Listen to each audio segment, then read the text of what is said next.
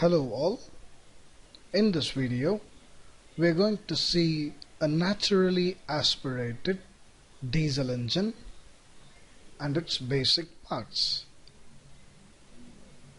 I'm just going to go near a single cylinder naturally aspirated diesel engine and then show you various components and one important aspect before starting the engine, that is the concept of decompression and the decompression lever. Let's start with the basic.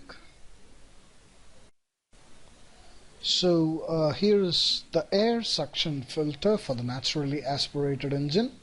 You can remove the bolt and remove the simple air filter, and after that you have the fuel oil tank, which is diesel oil, and usually it appears to be somewhat blue in color since you are using Shore diesel oil in this scenario. And after that, what you can see is the cylinder bonnet top cover box, within which you can find the tappets or the rocker arms. What I'm operating now is the decompression lever, and here is the decompression lever which is on the exhaust valve.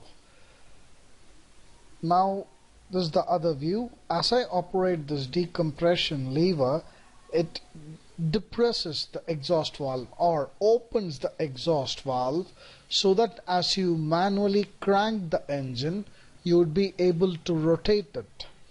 You can see very clearly that the decompression lever, when it is on, it opens down the exhaust valve into the cylinder chamber so that the compression is not happening, and you can crank the engine, attain the momentum, and as you attain the momentum you can release the lever and close the valve. And here are the tappets adjusting screws, and that's it with the box. We can see the fuel injector here.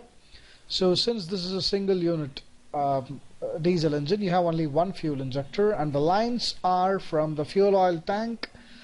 The return line is going back to the fuel oil tank, and what you see over here is the fuel oil filter and the fuel oil pump.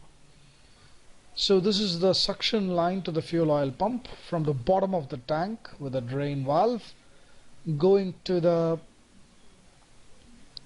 fuel pump, which I showed over here. It's a little bit dark, but here is the fuel pump and the suction filter, and from the suction filter it goes directly to the fuel injector.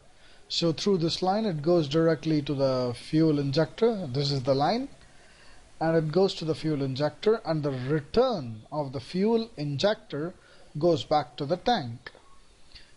You might have some pressure regulating valve for the fuel oil or the diesel oil in this single cylinder engine, which is normally adjusted by hand, and the return goes to the tank.